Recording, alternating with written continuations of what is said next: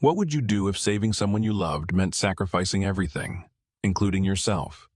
One night's promise follows Maya, a struggling student, and Julian, a dying billionaire, whose lives collide in a desperate deal that turns into something deeper, than either of them expected. Secrets, betrayal, and a hidden child unravel a love story that spans years, heartbreak, and second chances. Will love survive the truth, or will the past steal their future? Where are you watching from? Drop it in the comments. Don't forget to subscribe so you never miss a story that moves your heart.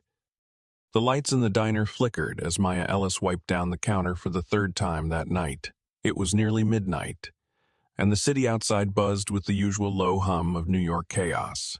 Sirens in the distance, the occasional honk and the shuffle of hurried footsteps on slick sidewalks.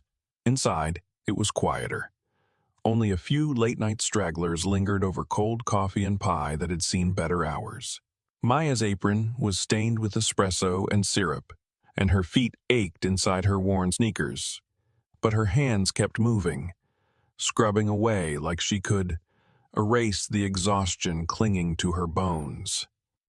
At 23, she was barely holding it together.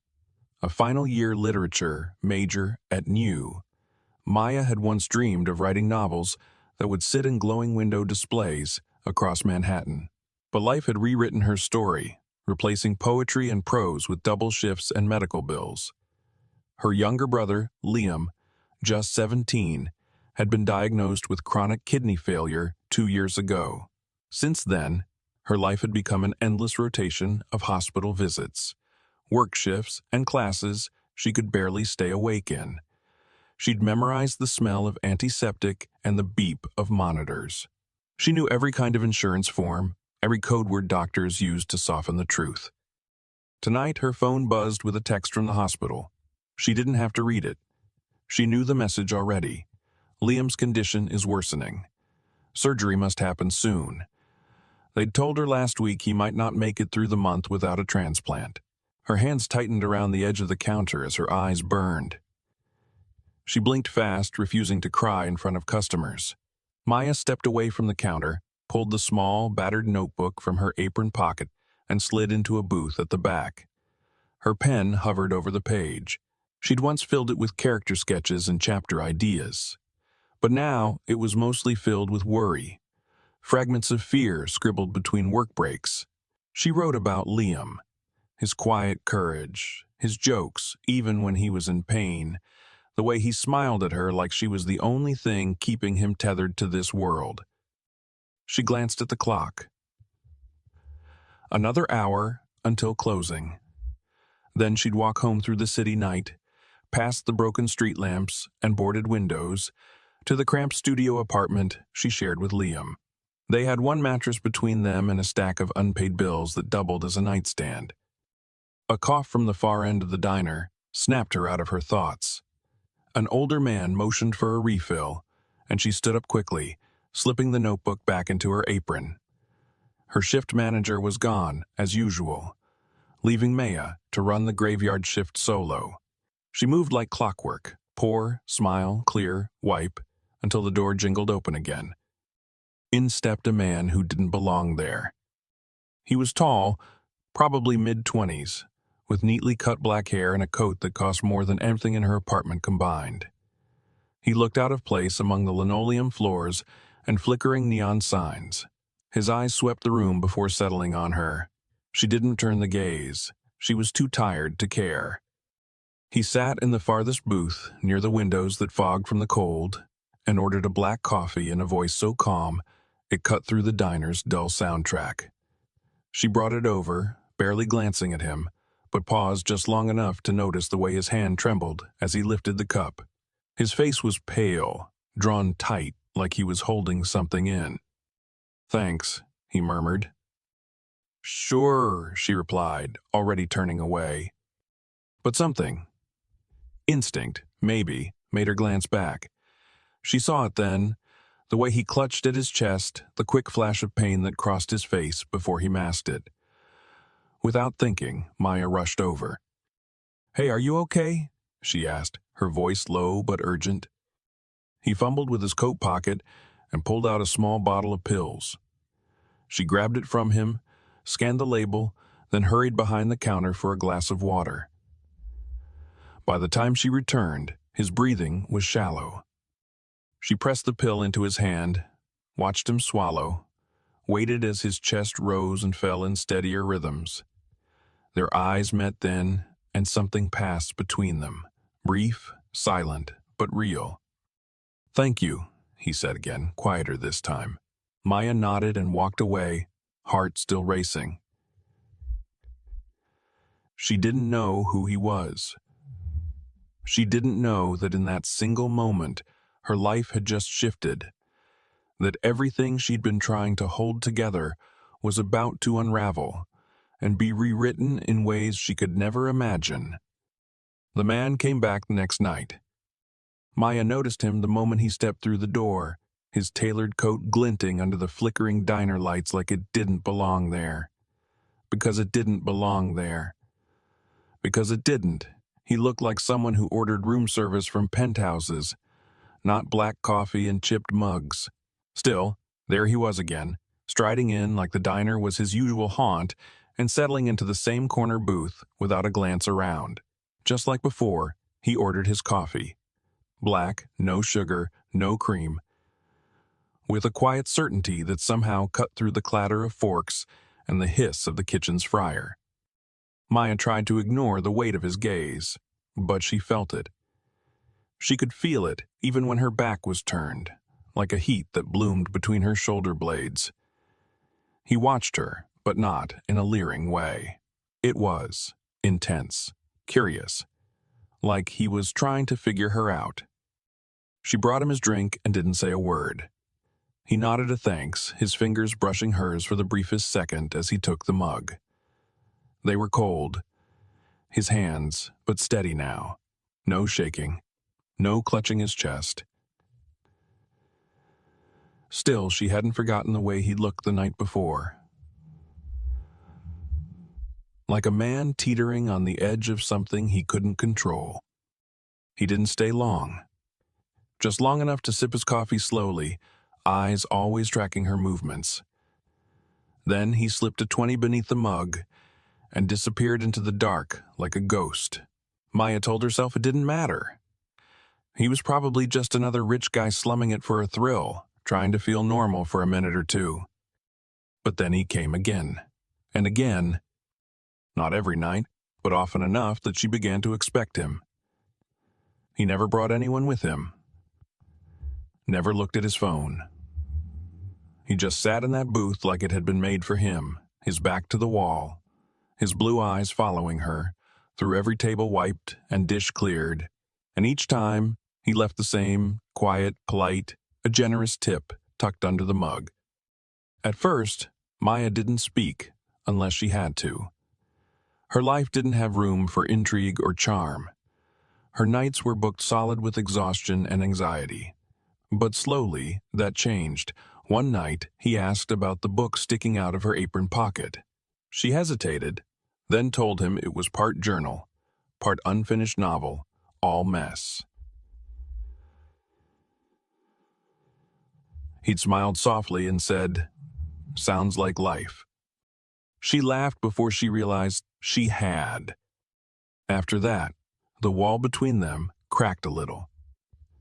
She learned his name, Julian. No last name, no details, just Julian. He asked about New and her major, and she talked about her love for stories, and how she used to dream of writing books. Once, he asked why she looked so tired all the time, and she shrugged it off with a smirk. Try juggling classes, work, and a brother who keeps forgetting he's supposed to stay alive. He didn't laugh. Instead, his face shifted.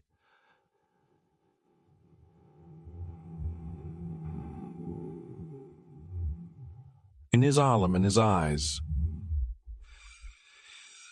"You love him a lot," he said. "He's all I have," she replied. Julia never offered much about himself. He'd redirect with questions or change the subject. When she asked if he had family, he said, "Not the kind that stays." When she asked what he did for work, he only said, "I run things," like it was enough. It annoyed her. It intrigued her. It scared her a little. But he never pressed, never flirted. Just sat there with that quiet intensity, like she was a puzzle he hadn't quite solved. And despite herself, Maya began to look forward to his visits. She'd never admit it aloud, but those moments between coffee refills and closed tabs had become the closest things she had to calm. Then came the night he waited for her after her shift. It was cold, the kind of New York wind that cut through coats and made the air taste metallic.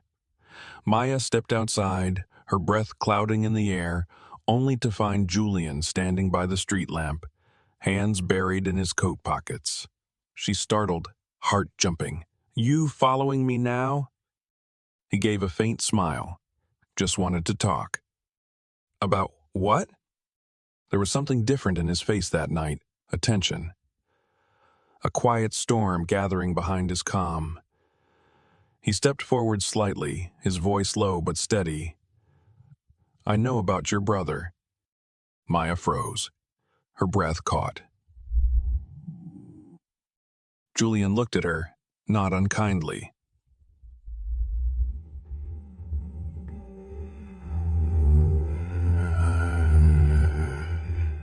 "I know he needs a transplant. I know the bills are."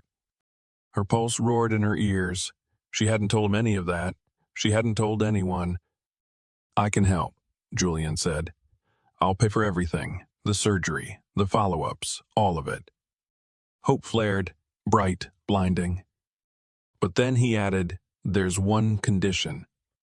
Maya stood frozen on the sidewalk, the icy wind biting through her jacket as Julian's words echoed in her ears. "I'll pay for everything. The surgery, the follow-ups, all of it." Her breath caught, heart pounding in her chest. For a moment, all she could see was Liam, hooked up to machines, too thin for his age, smiling weakly through the pain. Hope surged through her like a sudden flame. But then Julian said it. "There's one condition."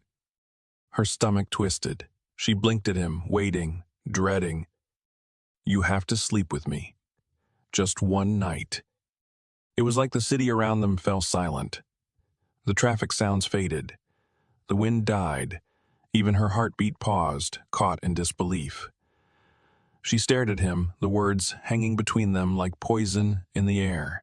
"What the hell did you just say?" she whispered. Julian didn't flinch.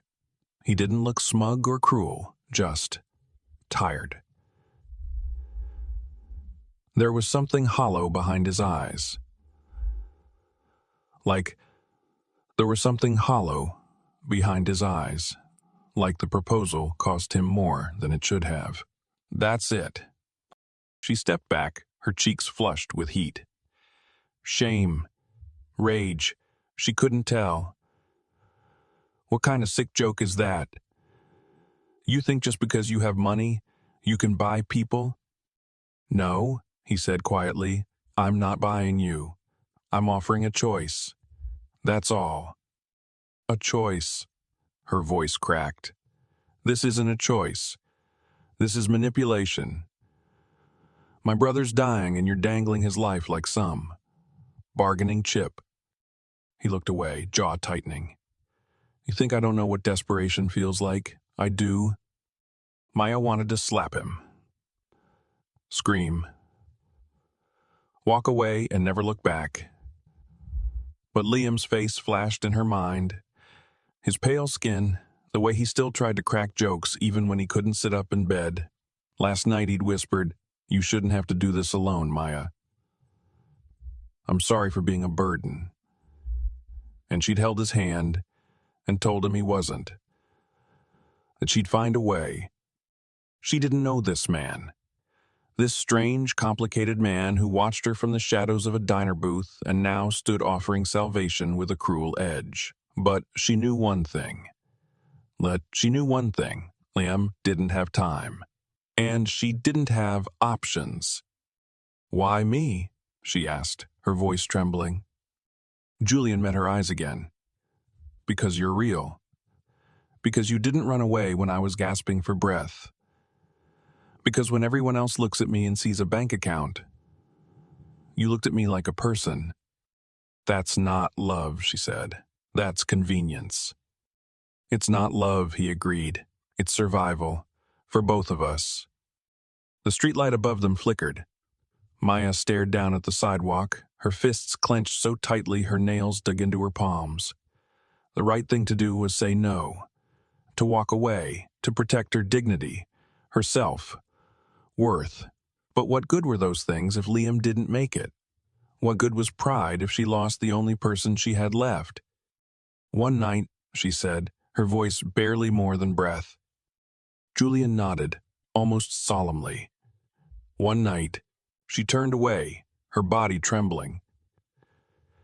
As she walked home through the biting wind, her mind screamed at her, every step heavy with shame and confusion. She tried to picture Liam laughing again, drawing his comic books, sitting in a classroom instead of a hospital bed. That image was the only thing that made her keep walking. Later that night, she lay in bed beside her brother, listening to the soft rhythm of his breathing. She brushed a strand of hair from his forehead and whispered, "I'm going to fix this. I promise." He stirred slightly, but didn't wake. Outside, the city roared and shimmered with lights that never went out, but inside that tiny apartment, the world had stopped spinning. Everything was about to change. A line had been crossed. A deal had been made. And no matter how much she hated it, Maya Ellis had just bargained with a stranger for her brother's life. What she didn't know, what neither of them knew, was that the deal wasn't just going to save Liam. It was going to unravel them both. The building towered above her, a sleek, glass monolith piercing the New York skyline like a dagger. Maya stood at the entrance, her heart hammering against her ribs, her hands buried deep in the pockets of her coat. She'd spent the entire day replaying Julian's offer in her mind, each thought pulling her in a different direction. Shame, fury, fear, and underneath it all, a thread of aching desperation. She hadn't told anyone. Not Liam. Not her best friend, Kyla. No one could know. This was a decision she had made alone, for reasons only she could bear. She pressed the buzzer. A voice, smooth and distant, answered, "Come up." The elevator ride felt like a slow descent into something irreversible, despite the fact that it was taking her skyward. With each floor, her breath grew shallower. She wasn't dressed up. No makeup, just a simple black sweater dress and boots. Clothes that felt like armor, not allure. She didn't want to impress him. She wasn't here for that. The elevator dinged, and the doors slid open to a penthouse that looked like it belonged on the cover of a design magazine. Floor-to-ceiling windows bathed the room in the soft glow of city lights. Everything was minimalist and pristine. Clean lines, cold steel, soft grays, and blacks. Julian stood near the windows, silhouetted against the glow of Manhattan. He turned when he heard her step in, and for a second, neither of them spoke. He looked different here, less like the haunted stranger from the diner, and more like the man the tabloids whispered about. But his eyes were still tired, still bruised by something deeper than any headline could ever touch. "Come in," he said softly, stepping aside. She did, the door clicking shut behind her. The silence between them stretched taut and uneasy. Maya remained near the entryway, clutching her coat like a lifeline. "I'm not going to hurt you," Julian said, his voice low, almost gentle. "You can sit." She moved cautiously to the living room, lowering herself onto the edge of the plush sofa. He poured 2 glasses of water from a crystal decanter and offered her one. She didn't take it. Her hands stayed clenched in her lap. "What do you want from me?" she asked, her tone clipped. Julian sat across from her, leaving a wide distance between them. He rested his elbows on his knees, his hands clasped. "I want to know who you are," he said simply. Maya blinked. "What?" "You said yes. But I need to know. Why? Was it for the money? Was it because you think I'm some kind of monster? Or was it because you didn't see another way?" "I didn't," she replied, her voice sharper than she intended. "Liam doesn't have time. I wasn't gonna let him die just because I had a line I didn't want to cross." Julian nodded, as if her honesty didn't surprise him. "That's what I thought." She stared at him, the anger inside her simmering. "So why are we talking like this?" "Because I don't want what you think I want," he said quietly. "I don't want sex, Maya. I needed someone to be here." Her throat tightened. "You said—" "I know what I said," he interrupted. "And maybe it was the wrong way to say it. I just needed to know if someone would stay. Not because of who I am. Not because of who I am. Not because of my money. Just stay." Maya sat back, stunned. She didn't know what she'd expected. A game, a trap, some twisted power play. But this was something else. Julian continued, his gaze never leaving hers. "People only stay if there's something in it for them. That's what I've learned. That night at the diner, you stayed. You helped me. No questions, no hesitation. I wanted to see if it was a fluke." Maya's chest ached with 1,000 questions, none of which she could quite form. "So, what now?" "Now," he said, leaning back, "you stay the night. Not in my bed, not in some performance. Just." She didn't answer right away. Her mind reeled, still processing, still trying to decide if this was another kind of test. But something in his voice, the quiet tremble, the rawness, made her pause. "I'll stay," she said finally, her voice a whisper. That night, she lay on a guest bed in Julian's apartment, staring at the ceiling while the city blinked beyond the windows. Just before sleep claimed her, she felt his hand brush hers. Warm, steady. "Just for a minute," he murmured. She didn't pull away. Maya woke to the faint scent of coffee and the soft hum of the city below. For a brief, suspended moment, she didn't remember where she was. The bed beneath her was too soft, the sheets too clean, the light too gentle. Then it all came rushing back. The elevator, Julian's quiet eyes, the strange, aching calm between them, and how she had fallen asleep with his hand, lightly wrapped around hers like a lifeline. She sat up slowly, blinking against the morning light filtering through gauzy curtains. A folded note rested on the pillow beside her. In neat handwriting, it read, "Thank you, the money has been transferred. Liam's surgery is scheduled. Julian." She stared at the note, her heart pounding. He'd done it. He'd done it. The deal had been real. The deal had been real. The impossible weight she'd carried for months suddenly felt lighter, though the confusion remained like fog in her chest. She found him in the kitchen, dressed in a black sweater and jeans, barefoot, pouring coffee like it was the most ordinary morning in the world. He looked up when she entered, offered a small smile. "You didn't have to stay all night," he said. "I know," she replied, voice rough with sleep. "But I did." Julian nodded, as if that meant more than he could say. He poured her a cup, handed it over without a word, and for a few moments they drank in silence. "I should go," Maya said eventually, setting the mug down on the marble counter. He didn't stop her, just walked her to the door and watched her pull her coat on. As she reached for the handle, he spoke. Quiet, hesitant. "You didn't ask me why I did it." She paused, hand hovering over the doorknob. "I figured it wasn't my place." "I've been sick for a long time," he said, not looking at her.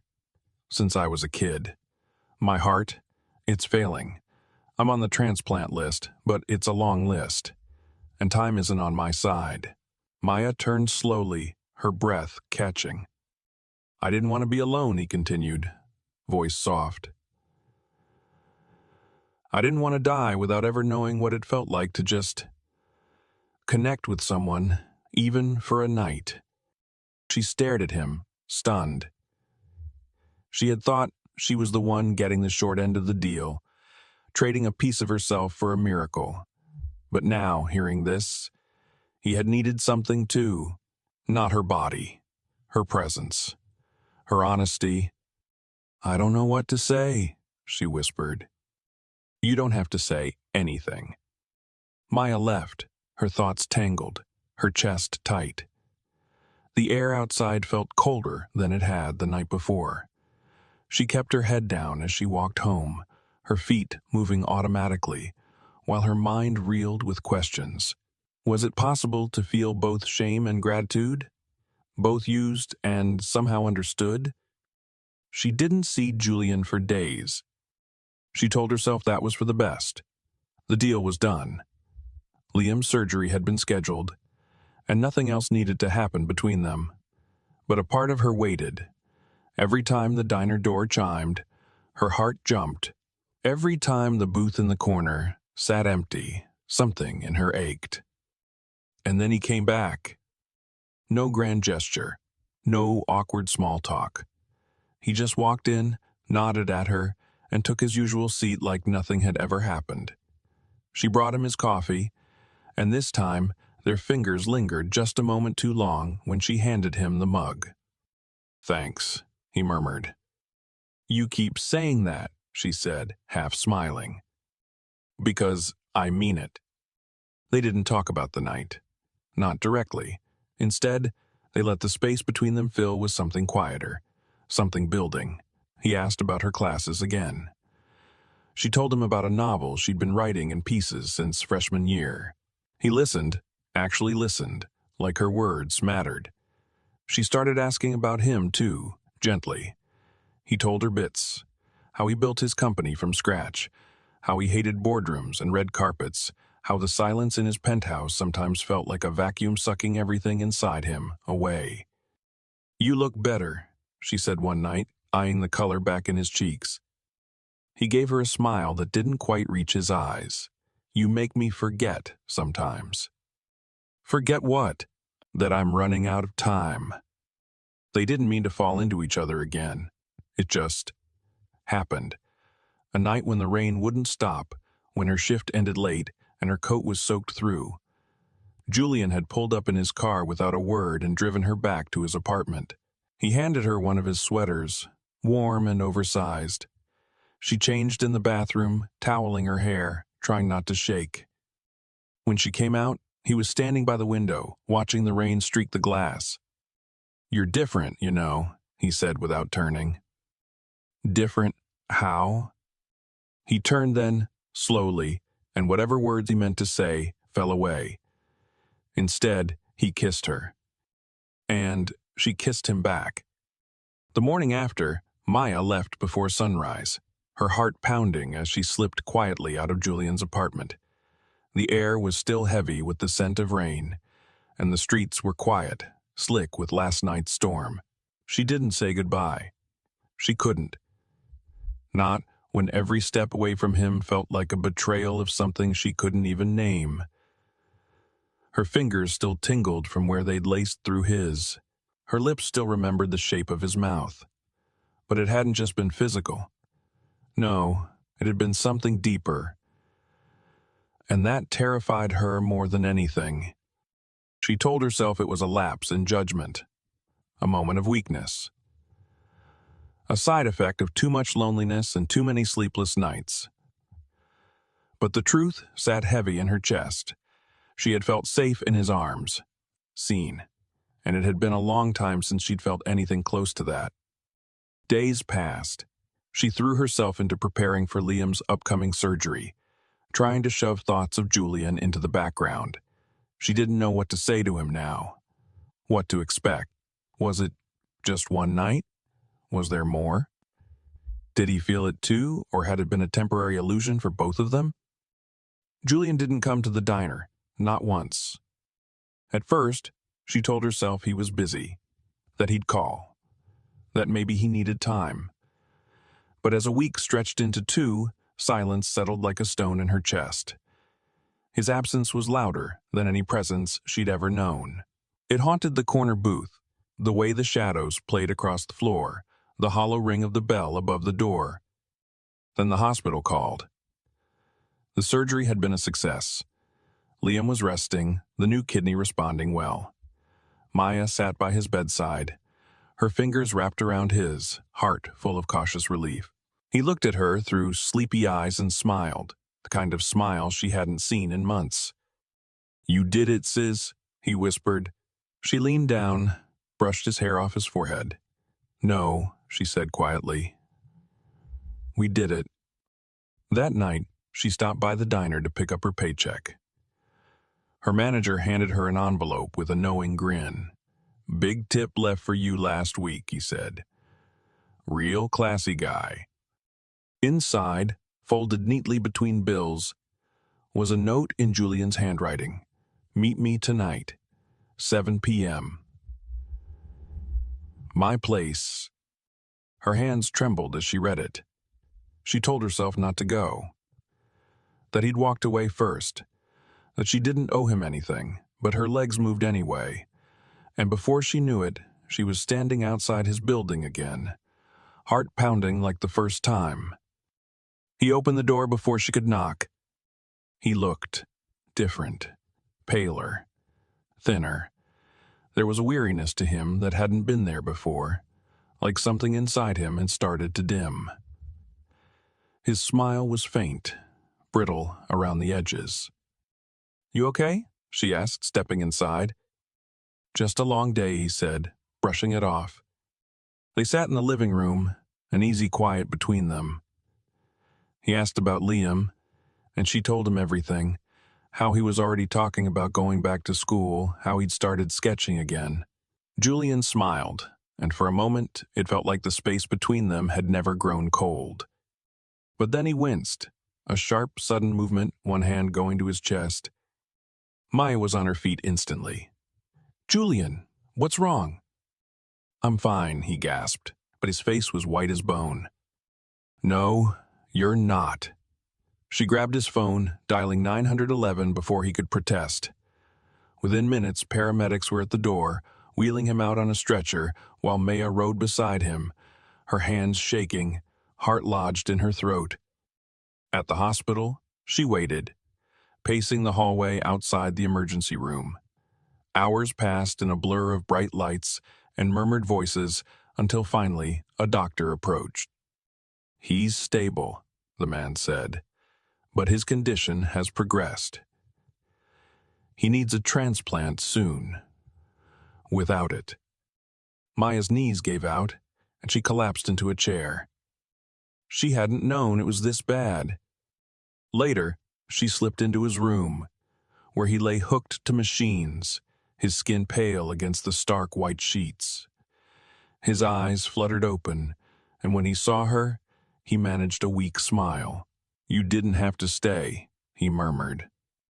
"I wanted to," she said softly, taking his hand. And in that moment, as the machines beeped quietly around them, Maya realized something terrifying and undeniable. She hadn't just slept with Julian. She hadn't just slept with Julian. The hospital's hallway buzzed with soft footsteps and hushed conversations, but Maya barely noticed. She clutched 2 warm coffee cups in her hands as she turned a corner toward Julian's room, hoping the quiet routine of bringing him something, anything, might steady the storm inside her. But as she neared the doorway, voices drifted toward her. She slowed, instinct prickling. "I'm telling you," a woman's voice said, clipped and icy. We don't have time to wait for a miracle. If he doesn't get a heart soon, we make one happen." Maya froze, her breath catching as the sound of her own name came next. "Ava Ellis," the voice continued. "She's a perfect match. It's in the hospital's donor registry. I had them reference her blood type with Julian's. Pulled from her brother's records. If it comes to it, we'll make it happen, quietly." The paper cup crumpled in Maya's hand, scalding hot liquid seeping through her fingers. She took a trembling step back, heart hammering. The voice belonged to Victoria Blackwood, Julian's aunt, and the controlling force behind his estate. Maya had only heard her name in cautious conversation before, but this was something else entirely. She wasn't talking about organ donation. She wasn't talking about organ donation. She was talking about taking something. Her mind reeled as she stumbled away from the doorway. The coffee cups forgotten in a trash can, she barely registered. She didn't go into Julian's room. She couldn't.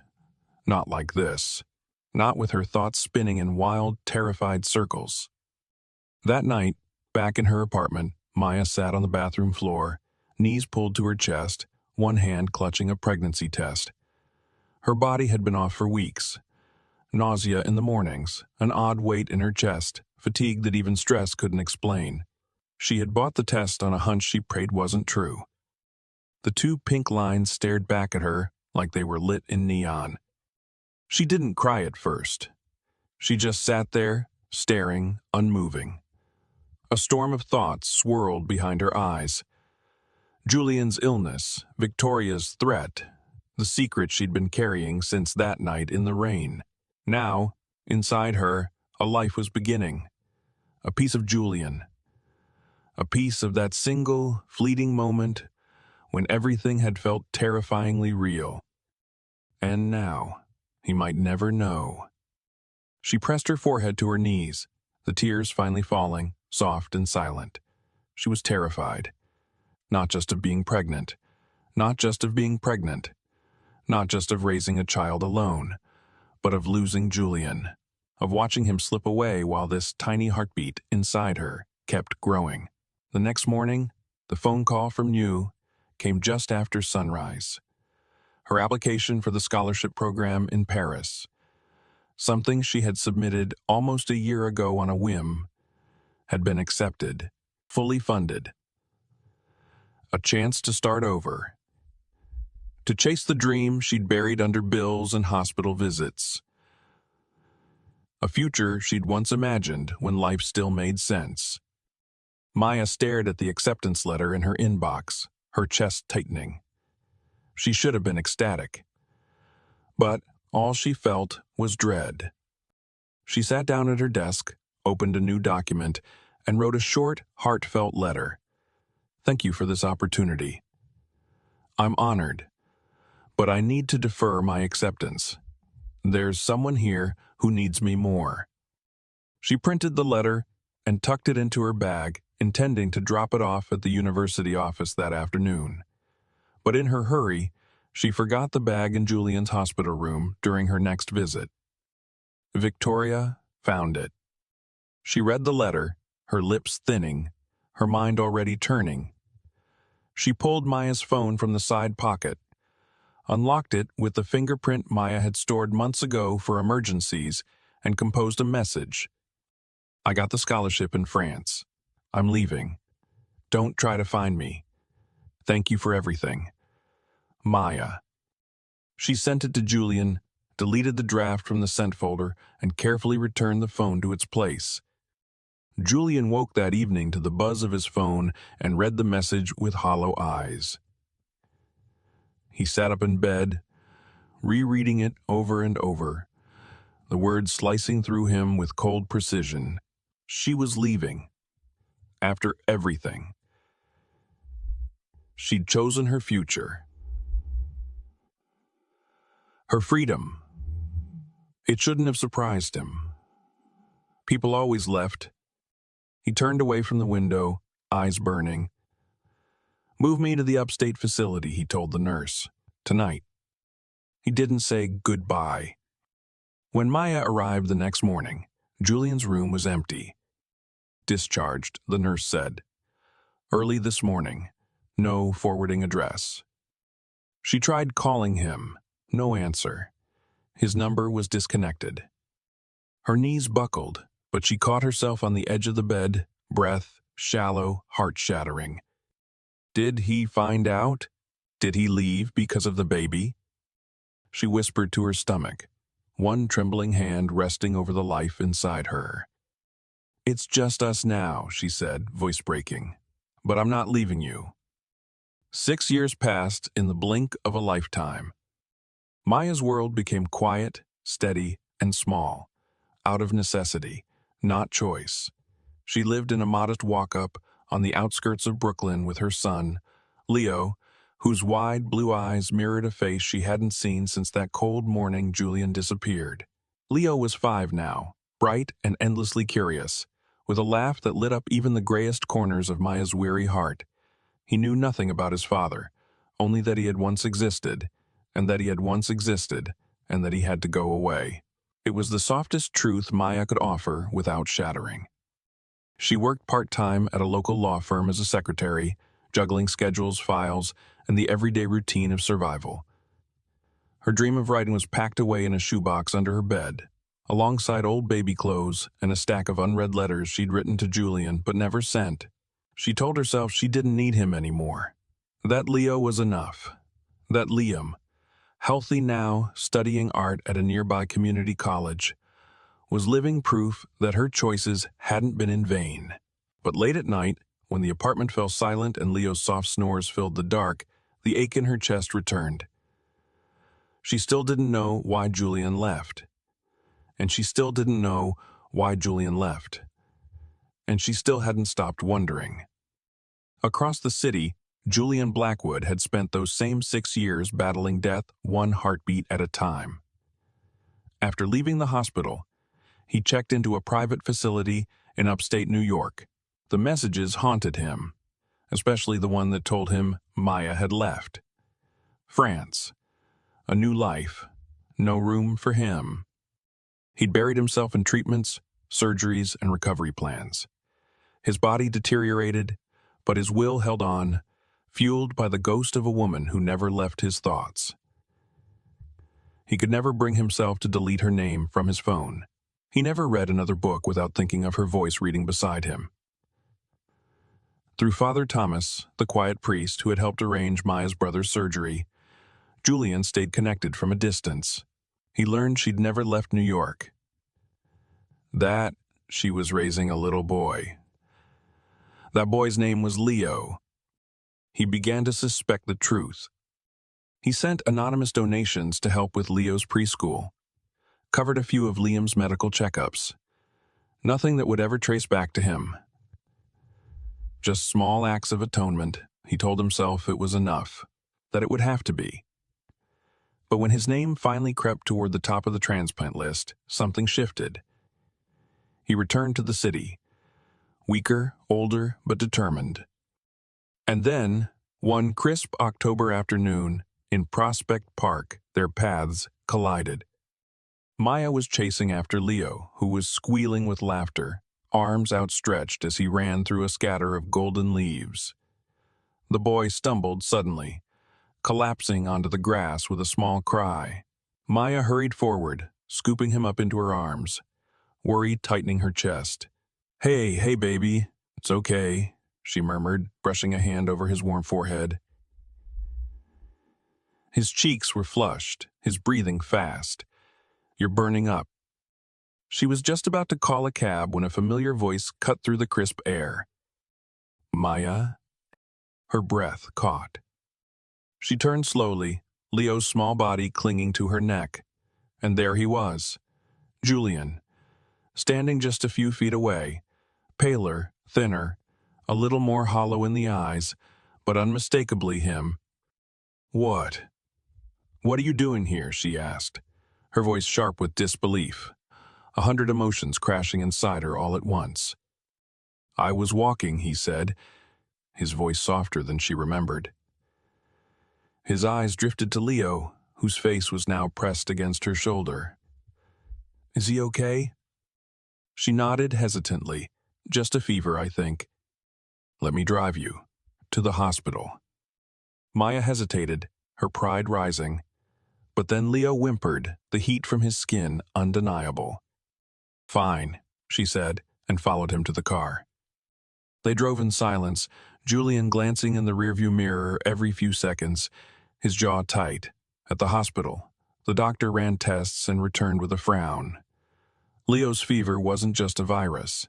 It was a complication tied to an undiagnosed blood condition, one he'd likely had since birth. He's stable, the doctor said, but he'll need monitoring. Maya sat stunned, clutching Leo's hand. Her mind reeled. Julian sat beside her, unmoving. Later, one of the doctors pulled him aside, recognizing him from his old medical files. There's something you should know, the doctor said. Your blood saved him. Julian's breath caught. He remembered, years ago, Father Thomas had called him in for an emergency donation when Maya had collapsed during delivery. He'd given blood, not knowing it was for them. He turned to her, his voice a whisper. Leo. Maya looked up, and after 6 years of silence, she finally said the truth. Yes, she whispered, her eyes full of tears. He's yours. They moved to a quiet corner of the hospital, just outside Leo's room, where soft beeps and low murmurs of nurses created a rhythm that Maya had grown too used to. She sat beside Julian, her hands trembling in her lap, her eyes fixed on the floor. It was too much all at once. Seeing him again, the truth about their son now laid bare, the years between them unraveling in seconds. Julian leaned forward, elbows on his knees, his voice barely above a whisper. I never left because I wanted to. She looked at him then, her expression sharp, skeptical. You disappeared, Julian. No word, nothing. He nodded, shame flickering across his face. Because I thought you left. I got a message. It said you got the scholarship in France, that you were gone, that I shouldn't reach out. Her brow furrowed. What message? From you. Or at least, I thought it was. It came from your number. Don't try to find me. Maya's breath caught, her chest tightening as the pieces clicked together. She remembered the bag she left in his hospital room.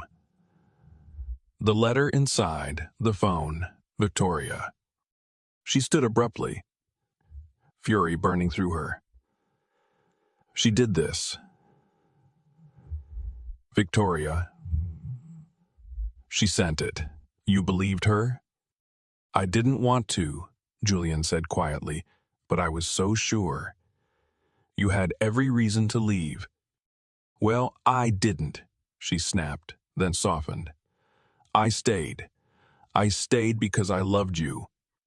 Julian flinched, the words hitting him like a wound he'd never known how to close.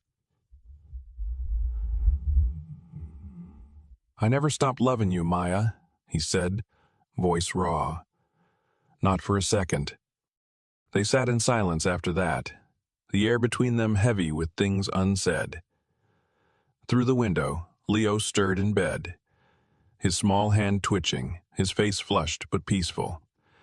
Julian's gaze softened as he watched his son. He's perfect, Julian whispered. Just like you. Maya leaned her head on his shoulder, the years of pain and miscommunication melting into something tender and unbearable. She didn't know what would come next, but for now, they were here, together. But peace never lasted long. A few days later, as Leo recovered at home, Maya's phone rang. She didn't recognize the number, but something in her gut told her to answer. This is Maya Ellis, she said. A cold voice responded. This is Henry Blackwood. She froze. She'd heard the name before, Julian's estranged brother. the one with no love lost between them. "I hear you've wormed your way back into Julian's life," he continued, voice slick with venom. "Let me make this simple. Stay away, or I'll make sure you regret it." The line went dead. Maya's hands were shaking when she told Julian that evening. He stood in the doorway of her kitchen, jaw clenched, eyes blazing. "He's been after my share of the family trust since before I could sign a check," Julian said. "He'll do anything to get it." He sounded serious. "He always does," Julian muttered, "but he's not going to scare me off, not now." But Henry didn't waste time. The very next week, a legal notice arrived at Julian's apartment. Henry was filing for emergency guardianship of the Blackwood estate, claiming Julian was mentally and physically unfit to manage the family's assets due to his long-term illness. The document cited Maya and Leo as unvetted individuals with undue influence. Julian's lawyers rallied quickly, but the stress took a visible toll. His energy faltered, his hands shook more, and during a strategy meeting with his legal team, he collapsed, his body giving out under the weight of pressure and fear. Maya rushed to the hospital once again, Leo clinging to her hand as they sat outside the IQ. The doctor came out, eyes grave. "He needs the transplant," he said. "Soon. He's deteriorating." Julian was moved to the top of the transplant list, but the clock was ticking, and every minute was heavier than the last. Maya refused to leave his side, reading to him from her old journals, telling stories about Leo's drawings, reminding him of everything waiting for him outside that hospital room. Father Thomas came often, sitting with her in the quiet hours. "He's stronger than he thinks," the priest said. "But even the strong need a reason to hold on." Maya looked through the glass at Julian, pale, frail, but still fighting. Her voice trembled. "He has us!" The rain tapped steadily against the hospital windows as Maya sat curled in the stiff chair beside Julian's bed, her fingers laced tightly with his. His skin was pale, the lines in his face deeper than ever, but he was still breathing.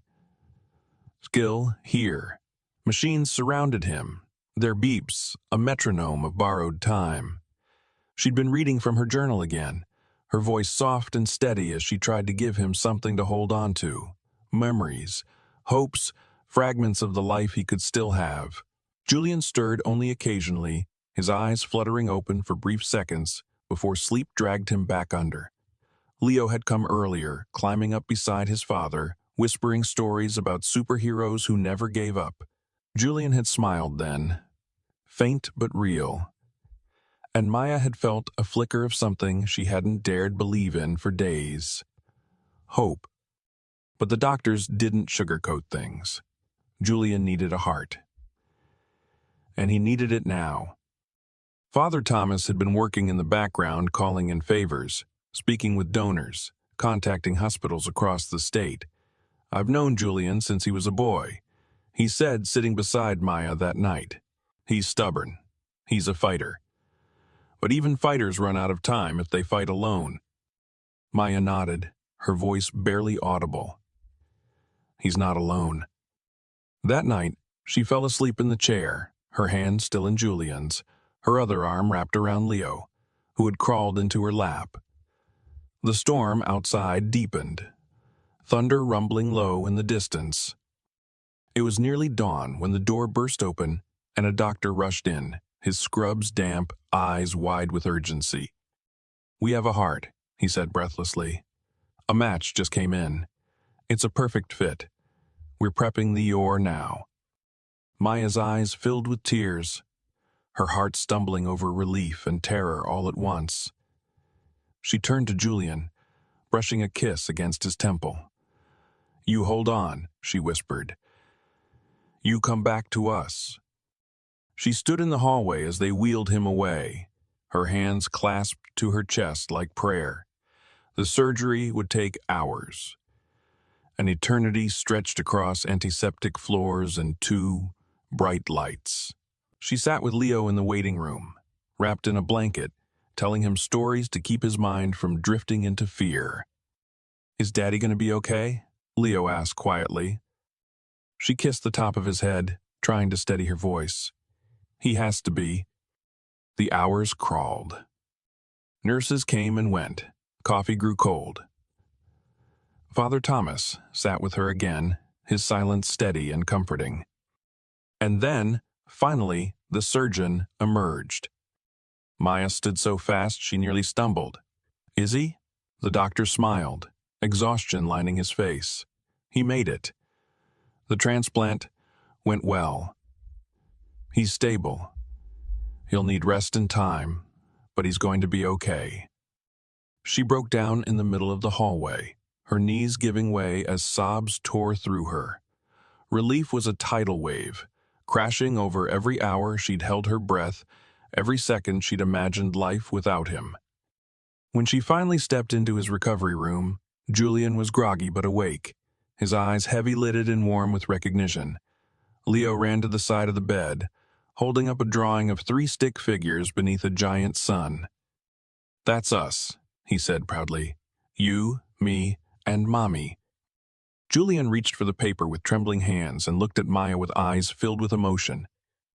"Thank you," he rasped, voice hoarse but steady. She leaned in, brushing her forehead against his.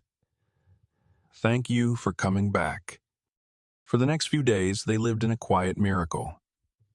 Julian healed slowly, surrounded by love, no longer alone in the sterile hush of a hospital room. Maya told him stories every night. Ones about Leo, about the years they lost, about the ones still waiting for them. And Julian listened, not as the dying man he once was, but as someone coming back to life. But even miracles have shadows. Henry returned. He stormed into the room, rage etched across his face. "You think this changes anything?" he snapped. "You're still unfit. I'm not done."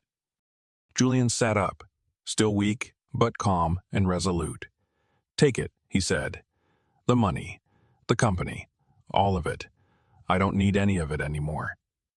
Henry froze. "What are you talking about?" "I have them," Julian said, reaching for Maya's hand. "That's all I want." And in that moment, Maya realized just how much he'd changed. He wasn't holding on to the past anymore. He wasn't chained to power or pride. He'd let it all go. For them. And she knew, without question, that she'd do the same. They had each other now. That was enough. The air in the apartment was soft with the scent of lavender and rain. Julian was home now, resting on a couch tucked beneath a window that let in afternoon light. The machines were gone, replaced with warm blankets, cups of herbal tea, and drawings from Leo taped to every available surface. The once luxury apartment uptown had been left behind. They were in a modest house in a quiet Brooklyn neighborhood. Small, sunlit, and completely theirs. Maya sat across from him at the kitchen table, her fingers fidgeting with the edge of a plain white envelope. Julian watched her, the corners of his mouth tugging up in that slow, knowing smile that had once broken her and now healed her in equal measure. "There's something I need to show you," she said, sliding the envelope across the table. Julian arched a brow. "If that's hospital bill, you're about 6 months late." She chuckled, shaking her head. "No, it's something else." He opened it carefully and pulled out a thin paperback. The cover was simple, soft watercolor tones, and a single paper lantern floating in a twilight sky. The title read, "One Night's Promise." His name wasn't on it, but hers wasn't either.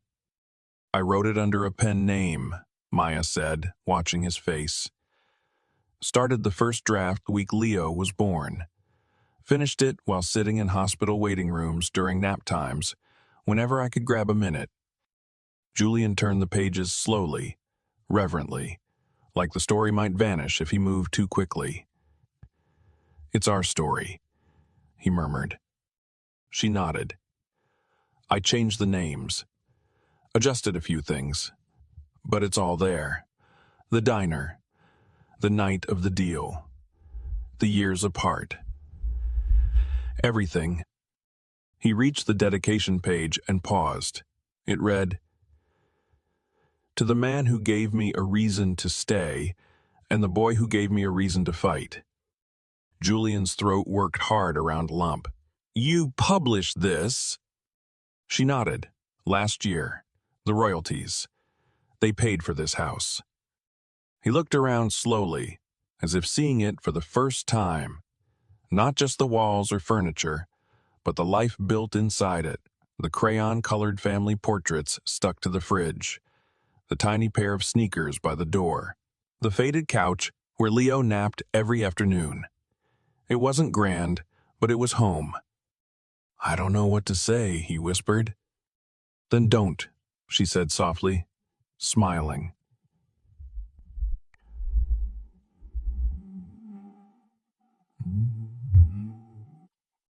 He stood slowly, still adjusting to the rhythm of a new heart, and crossed the space between them. He reached for her hand, holding it like something fragile and precious. "Marry me," he said, his voice slow, steady, sure. Maya's breath caught. She stared up at him, eyes glistening. What? "I've wasted too much time not being yours," Julian said. "Let's not waste another second." Tears blurred her vision, but she was smiling through them, a laugh breaking free. "Yes," she whispered. 1,000 times. "Yes." He leaned down and kissed her. Gentle, slow, filled with all the promises they never got to make before. When they pulled apart, a small figure appeared in the doorway, rubbing sleepy eyes and dragging a blanket. Leo blinked up at them. "Are you my dad now?" he asked, his voice thick with sleep. Julian knelt, pulling him close. "I've always been your dad, buddy." Leo grinned, burying his face in Julian's chest. "Good. I like that." In the weeks that followed, life took on a new rhythm. Julian grew stronger with each sunrise, his laughter coming more easily. Maya started writing again, not from pain, but from joy. Leo drew pictures of their little family and taped them everywhere, from kitchen cabinets to Julian's nightstand. One afternoon, they drove to an open field just outside the city. The grass swayed gold in the breeze, the sky wide and blue. Julian lifted Leo onto his shoulders, chasing Maya through the field as she laughed, their voices echoing with a kind of freedom none of them had known before. A kite soared above them, bright red against the sky.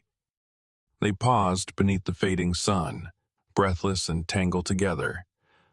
Maya looked at Julian, her heart so full it ached. "This," she said, "is everything." Julian nodded, wrapping his arms around her, and Leo. "It's all I ever wanted." And just like that, the promise made on one desperate night had become the beginning of forever. The wedding was small, just a handful of close friends, Liam sketching furiously in a corner. Father Thomas officiating beneath the canopy of autumn trees in the backyard of their Brooklyn home. Maya wore a simple cream dress with lace at the sleeves, her hair pinned with wildflowers Leo had picked himself. Julian stood beside her, his suit a little too big from the weight he was still gaining back, but his smile made up for everything. It was the kind of smile that reached all the way into his eyes now. The kind that told her they had finally outrun the storm. When they said their vows, there were no grand declarations, just words spoken softly, carefully, like promises that had already been made 1,000 times in silence.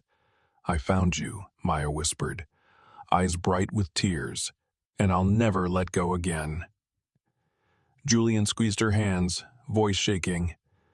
"You're my reason. You've always been my reason."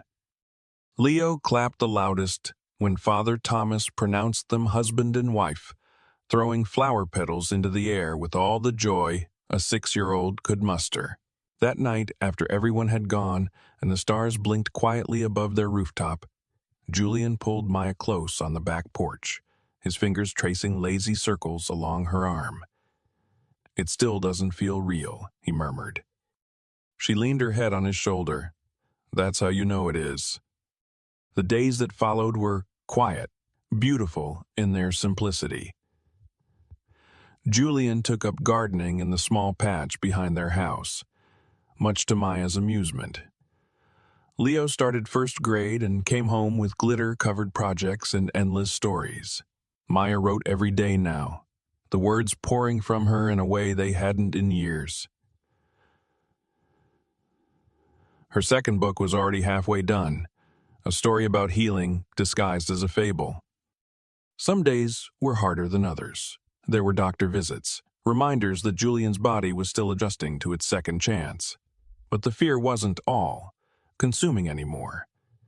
It was quieter now, like background noise, because every morning she woke up with him beside her, breathing, living, smiling. And that was enough. One evening, they walked as a family through Central Park, bundled in coats and scarves, as the city shimmered around them. Julian held Maya's hand in one, Leo's in the other. As they passed the diner where it all began, Maya stopped. The windows were fogged from the inside, warm yellow lights glowing through the glass. She laughed, shaking her head. "Do you remember?" Julian followed her gaze, a smile tugging at his lips. "The first night you saved my life." She looked at him, eyes shining. "We both saved each other." They stood there for a moment, lost in the echo of that memory, before Leo tugged on Julian's sleeve. "Can we get pancakes?" Julian ruffled his hair. "I think that's the best idea I've heard all day." Inside, the waitress greeted Maya with a stunned expression, recognizing her instantly. "It's you," she whispered, glancing at the boy at her side. "You used to write in that corner booth every night." Maya smiled. "I still do, just somewhere else now." They sat down at the same booth, and as they laughed over pancakes and hot chocolate, Maya felt something settle inside her. A piece she hadn't known she was missing. It wasn't just about survival anymore. It was about joy. Weeks later, a package arrived in the mail.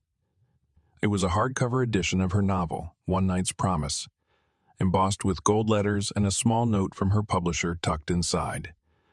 The film rights had been sold. Julian opened the box with her, Leo peeking over his shoulder. "Does this mean you're famous now?" he asked, eyes wide. Maya laughed. They celebrated with takeout and dancing in the living room, Leo spinning in circles while Julian dipped Maya beneath the soft light of the kitchen bulbs. He whispered in her ear, "I still can't believe you wrote a whole book about us." She smiled, fingers curling into his shirt. "You gave me the ending." And in the quiet that followed, filled with music, warmth, and the sound of their son's laughter echoing through the halls, they knew this was only the beginning. From a single night of desperation, they had built a life full of meaning, full of love. And for Maya and Julian, that was everything. Life lesson from One Night's Promise. At its heart, One Night's Promise is a story about sacrifice, redemption, and the quiet strength of love. It reminds us that sometimes the hardest choices lead to the most meaningful outcomes. Maya and Julian's journey shows that life is rarely fair, and love doesn't always come neatly wrapped in perfect timing. But when two people are willing to fight for each other, to forgive, to believe, miracles can happen. This story teaches us that vulnerability is not weakness. Maya stepped into uncertainty not because she was broken, but because she was brave. Julian gave up everything, his wealth, his pride, to choose a life that felt real. They both learned that love isn't just about grand gestures, but the quiet, everyday moments. A held hand, a bedtime story, a promise kept. It's also a reminder that healing takes time. that even when we're shattered by circumstance, we're not beyond repair. And sometimes the family we build out of broken pieces becomes stronger than anything we imagined. If this story touched you, inspired you, or made you believe in second chances again, we'd love to hear from you. What was your favorite part? What was your favorite part? What moment hit you the hardest? Drop a comment below and let us know. And if you enjoy emotional, heartfelt stories like this, don't forget to like, share, and subscribe to the channel for more powerful narratives that stay with you long after the final page. Thank you for being here. Let's keep telling stories that matter.